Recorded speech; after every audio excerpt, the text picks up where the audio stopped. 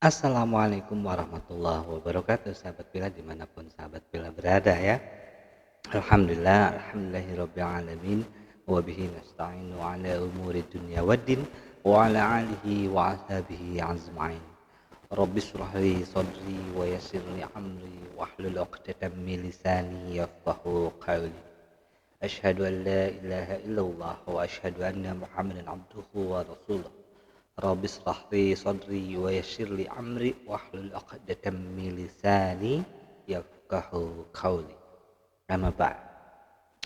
Sahabat Pilah dimanapun sahabat Pilah berada, pada kesempatan kali ini kita akan mereaksi atau menyaksikan sebuah video yang menceritakan bagaimana bisa seorang Nabi Muhammad itu sudah diceritakan 4000 tahun sebelum kelahirannya.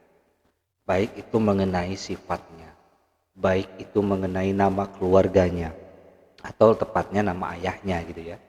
Baik itu mengenai tanda kedatangannya ke suatu tempat, baik itu mengenai agama yang dibawanya, terus bahwasannya agama yang dibawanya ini menjadi sebuah berkah kepada semua alam. Dan ini sesuai dengan apa yang terjadi, bahwasannya baginda Nabi Muhammad SAW diutus oleh Allah untuk menjadi rahmat, gitu loh. Rahmatan lil alamin, rahmat bagi seluruh alam. Dan juga sesuai dengan apa yang difirmankan oleh Allah, bahwasannya baginda Nabi diutus untuk menyempurnakan akhlak, gitu loh. Innama bu'istu li'utamima makarimal akhlak. Sesungguhnya kami mengutus engkau Muhammad hanya untuk menyempurnakan akhlak. Nah, lantas di kitab mana saja gitu ya, nama beliau atau nama baginda Nabi Muhammad SAW ini disebutkan, bahkan 4000 tahun loh sahabat. 4000 tahun ini sebelum kelahirannya gitu loh, sebelum kelahirannya. Dan ini tertuang juga di dalam kitab Zabur, Taurat, Injil, semua tertuang di sana gitu.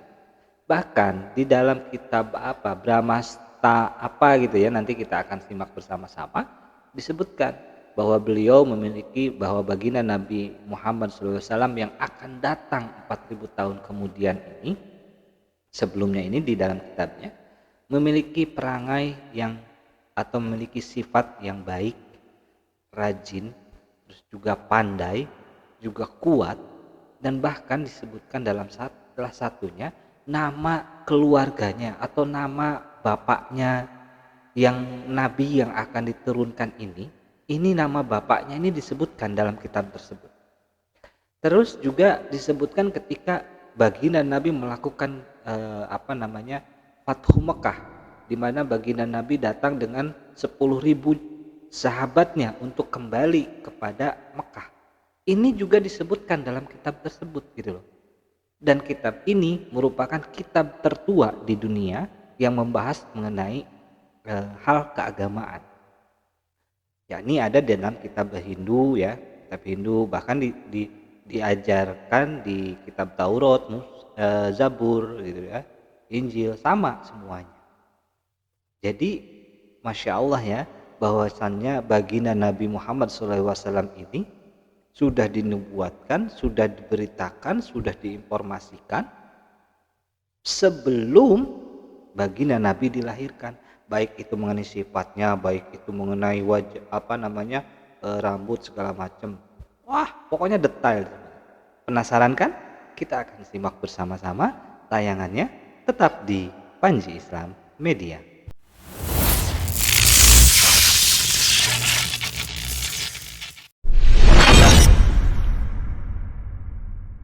Bismillahirrahmanirrahim.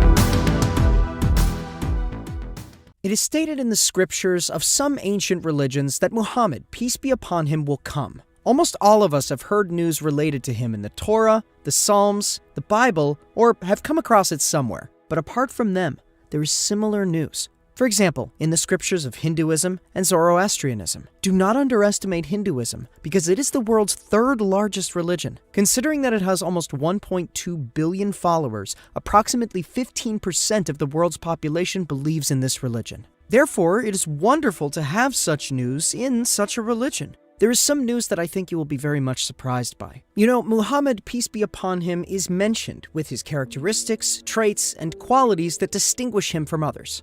Even his name, his father's name, the name of the religion where he was born, and his different characteristics are mentioned. When a person first hears this, he is surprised and says, "How come?" Frankly, I was also surprised when I researched the issue. In other words, a lot of the time has been spent on this issue. There is a lot of research done by professors, and there are even written books on it. It is important because 1. Prophet Muhammad, peace be upon him, could not have traveled back in time and written himself in those texts. He could not have given information about himself. 2. No human being can give information about a person to come more than 1,000 years after him. It is something impossible. So it is definite proof of his prophethood, peace be upon him. Of course, the following question comes to mind. Okay, what you say is fine and good, but are you saying that Hinduism and Zoroastrianism are based on the basic fundamental truths like in Christianity and Judaism? No, I do not claim that the founders of these religions were prophets. I cannot make such a claim because there is no verse or hadith about it, but it is possible because we all know that thousands of prophets came before Prophet Muhammad, peace be upon him. It is a separate issue, but irrespective of who says it in these texts, if we see this news in one part, that part of the text is definite, even if there are superstitions in other parts of the text as Zarathustra or someone else may have received the revelation. That is the part that interests us.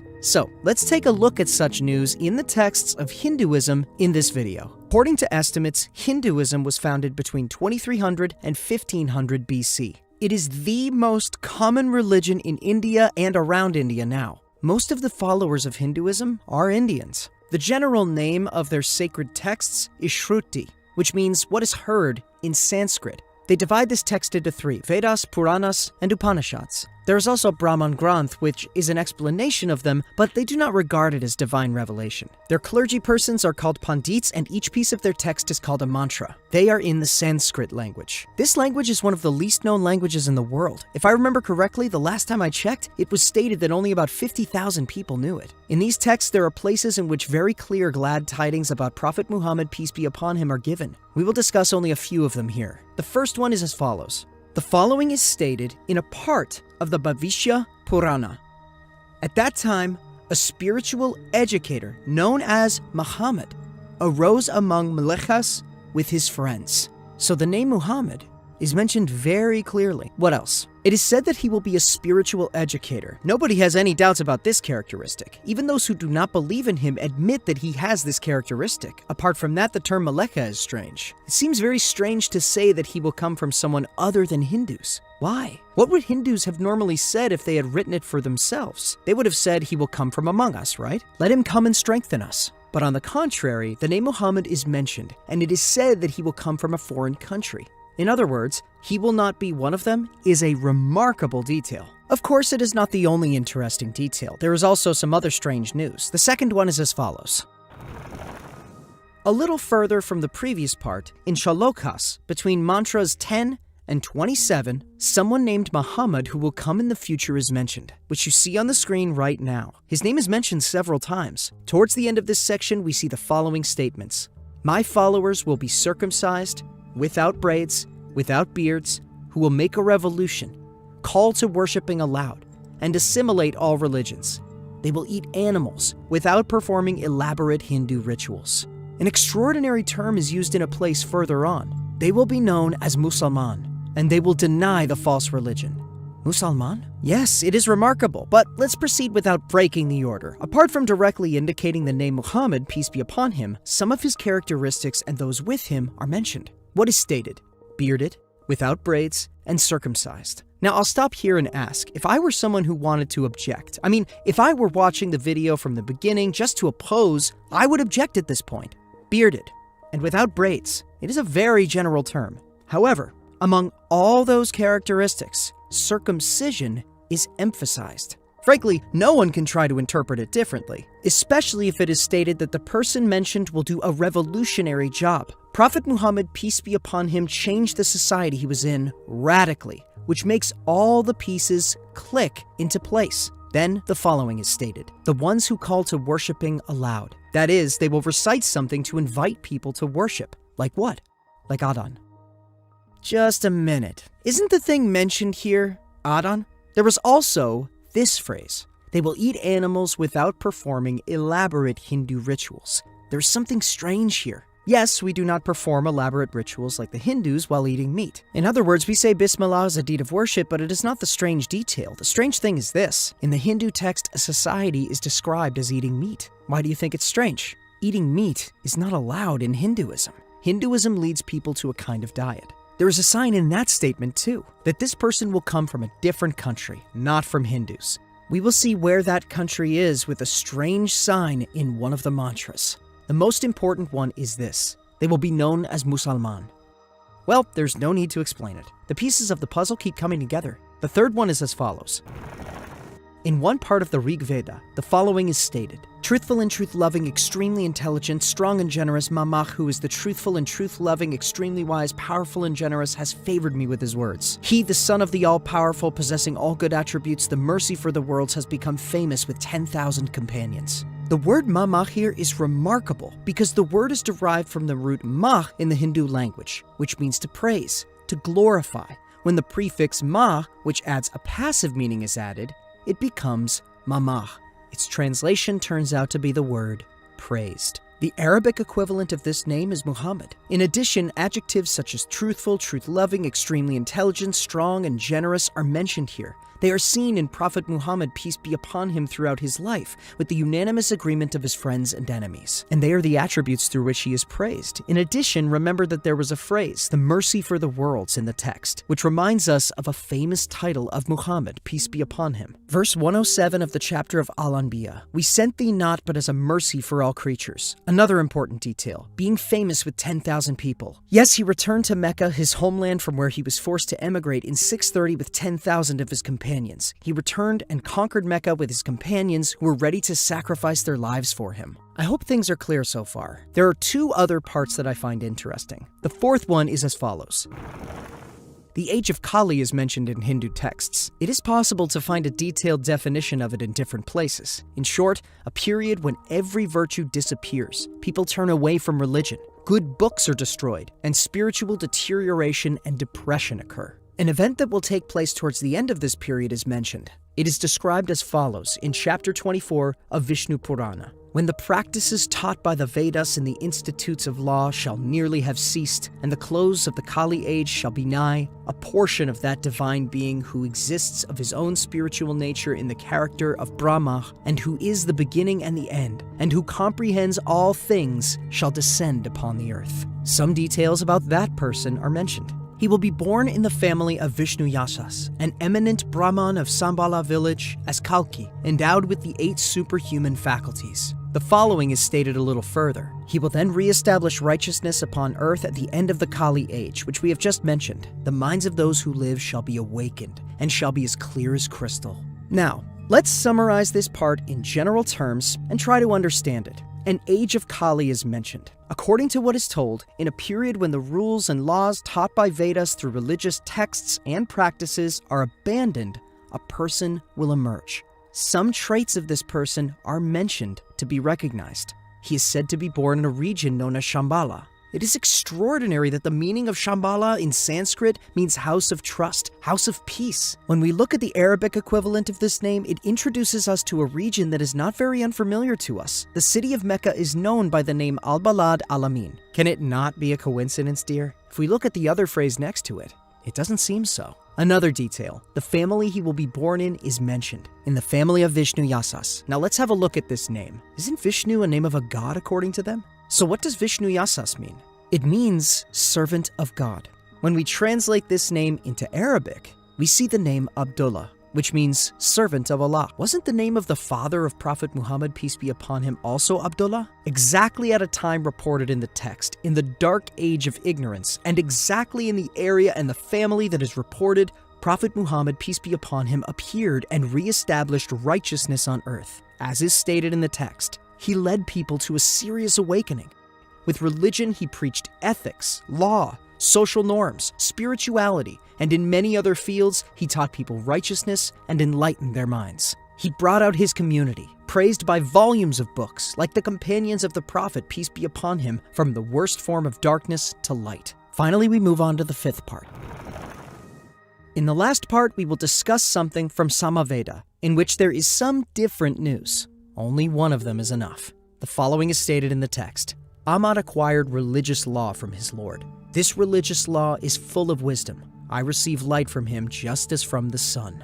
Ahmad acquired religious law from his Lord. The name Ahmad is mentioned so clearly. It is one of the names of the messenger of Allah, Ahmad. Then it is stated that he acquired religious rules from his Lord, and that's exactly what a holy book and religion mean. As we approach the end, it is useful to remind the following once again. We do not claim that Hinduism is essentially based on revelation. We cannot do so. That is, we do not have a verse or a hadith as evidence to prove that. Therefore, it is not possible to say that. But we also know that thousands of prophets came before Prophet Muhammad, peace be upon him. Some of them were given scriptures and religious texts, and they either disappeared or were distorted over time. So if the texts of Hinduism, namely Vedas, Puranas, and Upanishads, are really based on a divine revelation, they have already been distorted. However, their distortion does not mean that every part of them has been distorted. For example, the Bible has been distorted, but there are places in it that mention our prophet, peace be upon him. So what should we do? What does a logical person say when he sees this? He says, okay, even if these books have been distorted, no one can distort them in a way that will give news about the future. Think about it. You distort something, or your distortion causes something that gives correct information about the future. It would be nonsensical. It wouldn't be possible. That is, even if the text itself has been completely distorted, even if the words have been changed, that news itself is true. The clergy persons of Hinduism won't put such knowledge in their books themselves because this information proves that Islam is the truth. They can't give information about the future anyway. It is nonsense. We can think of the same about these texts. In other words, whether these texts were divine revelation or not at the time when they were first written, we all know that nobody could give information about Muhammad, peace be upon him, and the future in such detail. To mention his name, use an expression that means his name, his father's name, and mention so many different details, including him being circumcised. So, coincidence, dear? Is it possible to say that? When we look at the parts we have talked about in general, they are proofs for the authenticity of Islam. Isn't this interesting? It says Muhammad somewhere, Ahmad somewhere else, and Mama elsewhere yet. That name indicates exactly the name Muhammad in terms of meaning. In other words, we have such a prophet that even his name proves his prophethood. Allah shows people dozens, maybe hundreds of proofs, so they may believe in the prophets he sent. We may know very few of them, but a prophet emerged in every era. He sent revelation and evidence, one of which we have just talked about. We talked about some of them. I haven't conveyed all of them to you, but there are as many or even more signs than the ones mentioned above in the Hindu texts. I sincerely and wholeheartedly believe that as time goes on, we will see additional pieces of evidence, and we will encounter new findings. And of course, we will also encounter those who see these findings and close their eyes to the truth after seeing it. Anyway, follow us. See you in the next video. Iya sahabat Bila dimanapun sahabat Bila berada, tadi disebutkan ya dalam video tadi bahwasannya di agama Hindu pun sudah dinubuatkan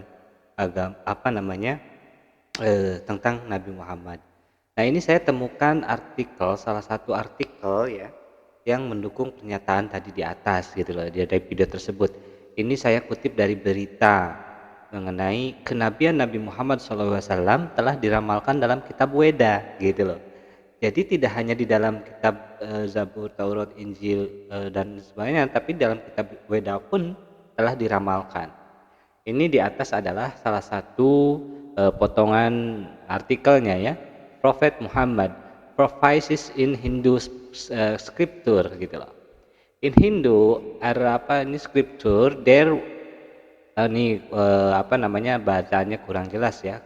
Namun di sini dikatakan jika dikatakan bahwa Nabi Muhammad SAW adalah Nabi yang ditunggu-tunggu umat Yahudi dan umat Kristen, mungkin banyak dari kalangan umat Islam akan setuju. Ya memang ya, kalau dari kalangan Muslim setuju gitu.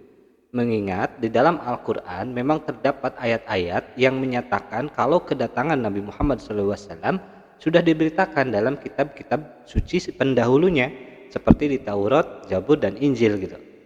Sebagaimana tersebut dalam surah As-Saff, surah ke-61 ayat 6.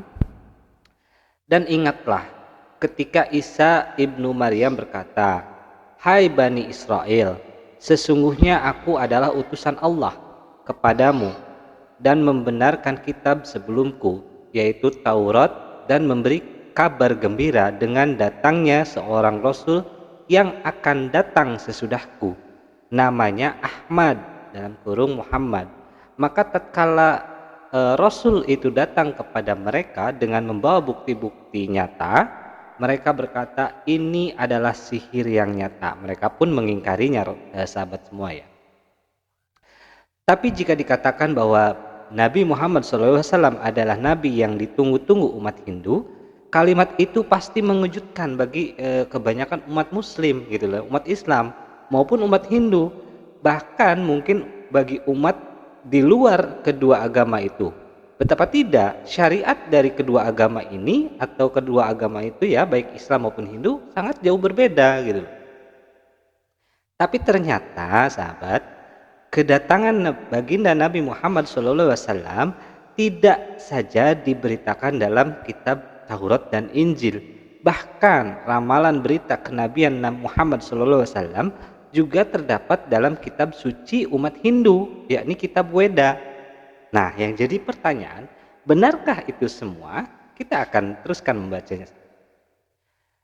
Agama Hindu merupakan agama tertua di dunia. Meski tidak ada kejelasan kapan lahirnya, namun di dalam sejarah dikenal ada 3 periodisasi, yaitu yang pertama, perkembangan agama Hindu di India pada zaman Veda tahun 6000 sampai 2000 sebelum Masehi.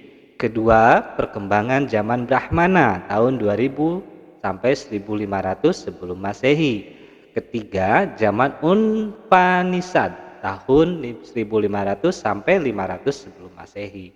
Jadi diperkirakan Hinduisme sudah ada kira-kira 6500 tahun sebelum kedatangan Islam.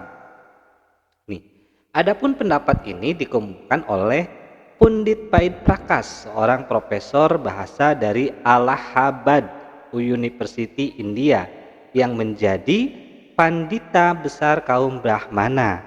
Dalam salah satu bukunya berjudul Kalki Avatar atau Avatar, petunjuk yang agung atau petunjuk yang maha agung, yang baru diterbitkan, memuat sebuah pernyataan yang sangat mengagetkan kalangan intelektual Hindu.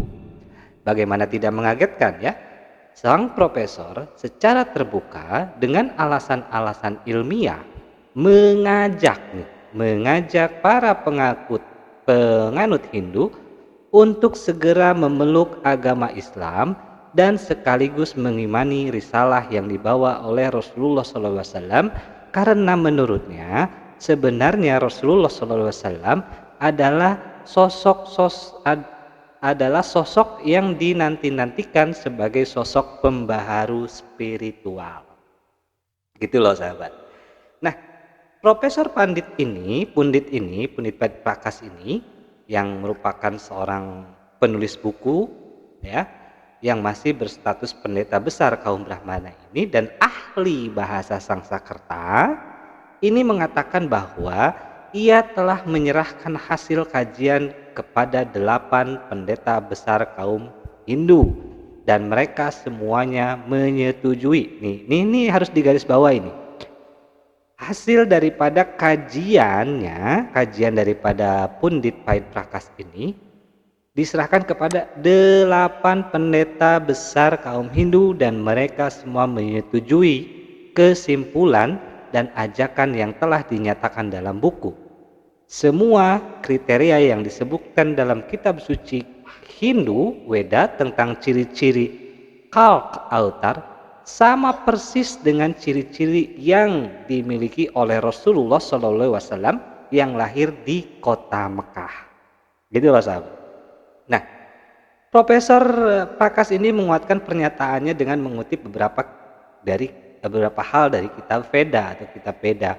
Menurutnya, dalam kitab Veda, sosok Kal Autar atau menjadi pembawa risalah terakhir atau Prophet of Bhagwan Allah untuk menuntun seluruh dunia itu hanya terjadi dalam kasus Nabi Muhammad SAW. Menurut ramalan Hindu, Kak Autar akan lahir di sebuah jazirah atau island, dan itu di wilayah Arab yang dikenal dengan Jaziratul Arab. Dalam kitab suci Hindu, menurut Profesor Prakas, bapaknya Nabi Muhammad atau bapaknya bernama Vishnu Bhagat dan ibunya bernama Somanib. Dalam bahasa Sanskerta, Vishnu berarti Allah Subhanahu wa taala dan arti harfiah dari kata Bhagat adalah hamba atau budak. Jadi dalam kata Arab atau dalam bahasa Arab berarti abdun. Oleh karena itu, Vishnu Bhagat dalam bahasa Arab berarti Abdullah, hamba Allah. Dan ini bersinonim dengan ayahnya baginda Nabi Muhammad SAW, bahwa ayahnya baginda Nabi bernama Abdullah. Sedangkan Somanib dalam bahasa Sanskerta berarti damai atau aman dan tentram. Dalam bahasa Arab berkata Aminah. Nah, ini nih yang harus jelas ya sahabat ya. Somanib dan Aminah ini bersinonim atau sama artinya dengan kata Aminah yang berarti damai, tentram.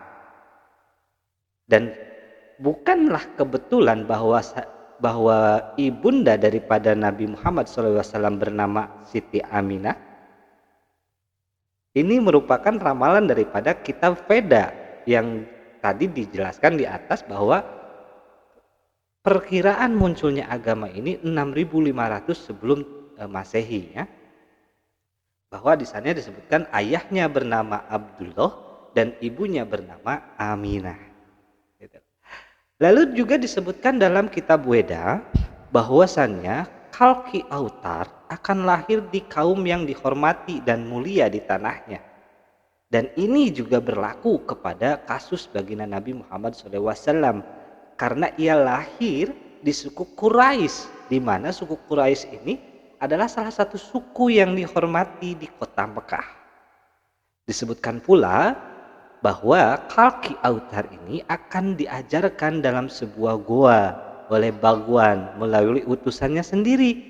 Hal itu mengingatkan kita kepada kisah Nabi Muhammad SAW bahwa baginda Nabi Muhammad SAW menerima wahyu pertama kali melalui malaikat Jibril itu di dalam gua Hiro, dan ini sama persis dengan yang disebutkan dalam kitab Kak Autar ini, dari kitab Veda ini ya.